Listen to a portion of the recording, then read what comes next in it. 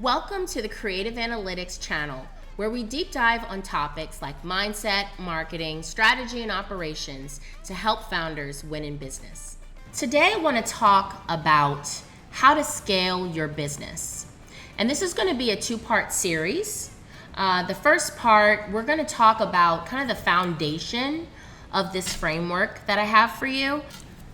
So the first step or foundational element that I want to talk about that you need to have considered or put in place before you begin to embark on a journey to scale your business is mindset.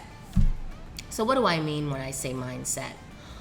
I want you to first consider the reason why you want to scale your organization. Is it money? Is it because you want to have the freedom to live a different lifestyle and you want your business to run on autopilot without your constant oversight and time? After you consider the why, then you should consider what your exit strategy is for this organization. I would say that pretty much all entrepreneurs should have an exit strategy in mind while they're building their business. And that exit strategy looks different for a lot of people. Sometimes you want to create a legacy, and so you're envisioning passing down this business through generations. Some others want to exit with a sale, so they want to build a business that's saleable. Another thing you should consider in terms of mindset is differentiation. What is different about your organization in comparison to your competitors and in the general marketplace? And you want to consider differentiation before you embark on a journey to scale your organization, because you're going to leverage those differentiators in your scaling strategy. That's how you're going to identify opportunities to reduce your costs, to reduce your cost for acquisition, to improve your marketing, to improve your sales processes and sales communications and things like that, which in the end will help streamline those processes and increase your ability to scale. Another consideration when you are looking to scale your business is being a financial steward for your company. Someone in the organization who's leading and running the organization, or someone who is at a decision-making level in your organization, perhaps a CFO or a COO or someone else that you are working with day to day to run and manage the operations in the business, should constantly be aware of where the company stands financially and what the opportunities and threats are in the area of finances for the company. You are going to make decisions in every department and division that are going to impact your overall scaling strategy.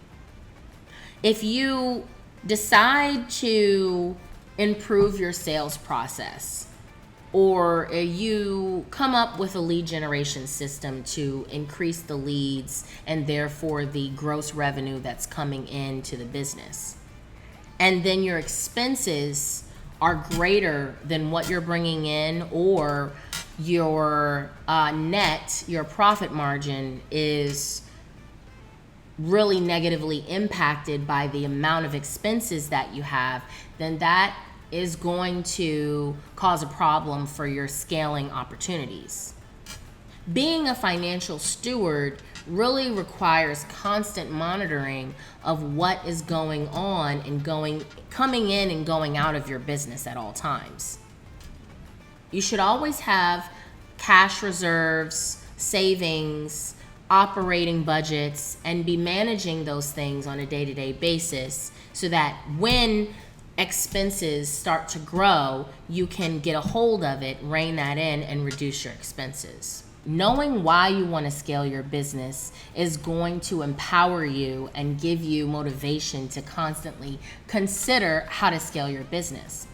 If you're not always thinking about how to scale your business, then you're not going to make the best decisions day to day to scale your business. Think of a financial steward as, a shepherd of a flock of sheep. You want to keep the sheep together, and the sheep in this instance is your income and expenses and your profit margin. You want to constantly monitor and protect your profit margin. And when you're thinking of scaling your organization, protecting that profit margin and growing that profit margin, being a shepherd of the growth of your profit margin is part of scaling.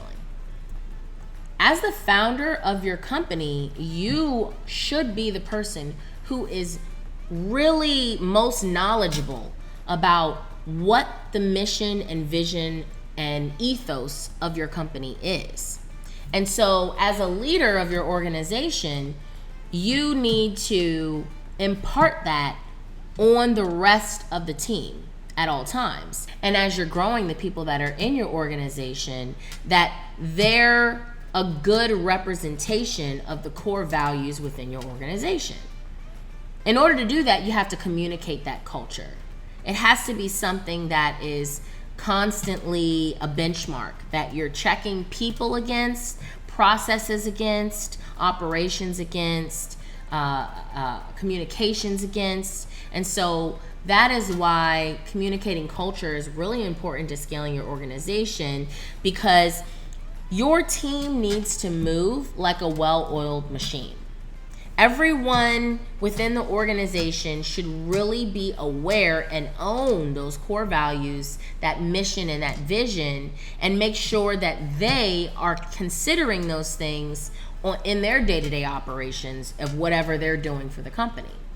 So that's why communicating culture is really important to scaling your organization, because without communicating that culture, you're going to have a lot of disparity in how people are moving in your organization, and that could it could conflict with your scaling that you're trying to accomplish, because they're getting in the way of that growth. My next tip is strategy. So strategy is your plan of action, right? So if you don't have a vision for where you want this company to grow, and that vision should be measurable, that goal should be measurable. If you don't have that in mind, then how can you achieve it? You have to have a plan of action, and that is your strategy. Scaling by yourself is a lot harder to do than scaling with others. The way that your partnership strategy or your affiliate strategy plays into this scaling strategy, this overall scaling strategy, is if you can align your company with other organizations or people who are targeting or who have a hold of the same target audience that you have, then they can help you get your word out faster than you can on your own. If they can't do it faster, they can surely do it cheaper, because then they're responsible for that investment in scaling the promotion of your organization and getting the word out more than what you can do on your own. So that's why a partnership strategy or an affiliate strategy, as well as an overall strategy and plan that's met with a measurable goal in mind of how you're going to get from where you are to where you want to be in terms of scaling, is really, really important. So the next tip is hiring. The people that you're bringing on board have to be able to drive or to support the vision that you have for your company in your place. As you're scaling your business, you're going to start delegating. You're going to start passing the torch to other people in your organization. Delegating could be the smallest task of cleaning your office space to a much bigger task of managing all of your bill payments. And it takes an amount of trust to be able to pass those tasks off to other people. And so in order to build that trust, you have to believe in the people that you have working with you. And I know for me, part of that trust is built by identifying and confirming that the people that you have working for you are competent. Another thing is that as you're scaling your business, the other people that are working with you are going to have a much better hold of what's going on in different parts of your business.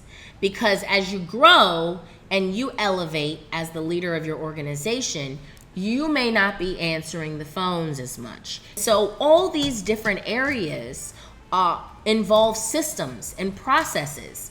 And those need to, again, support your vision and your mission and the overall scaling operation or strategy that you have in mind.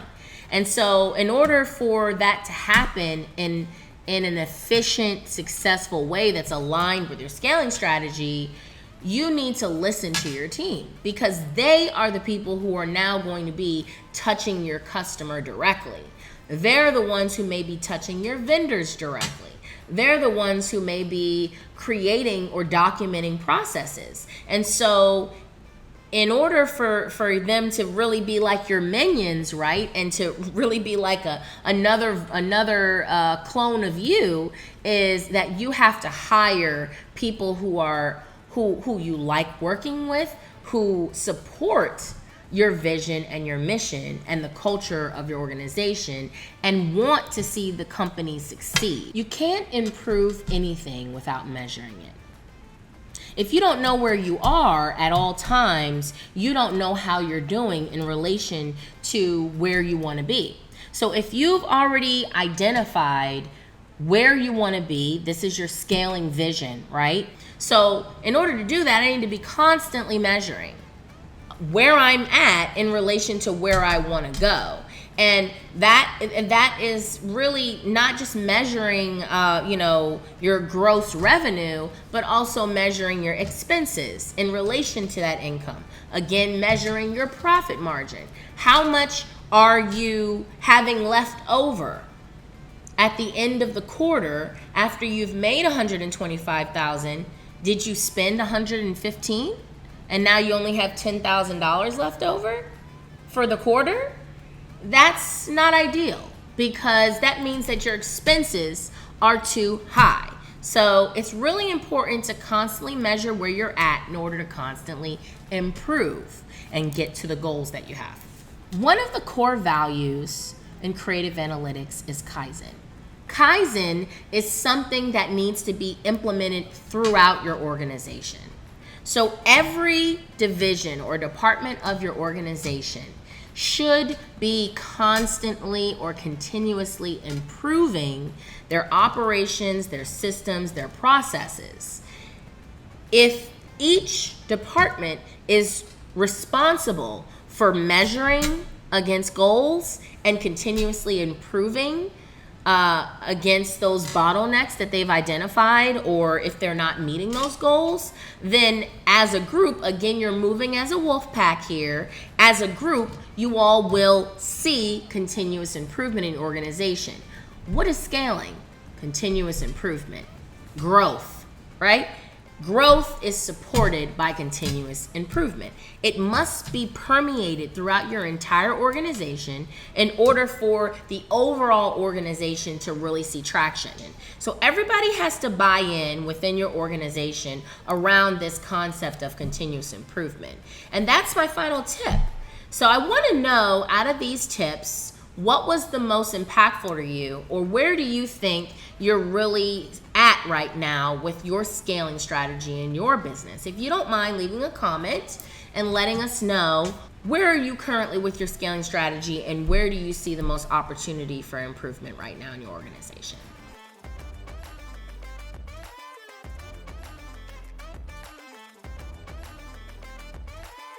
Do you need help growing your business online?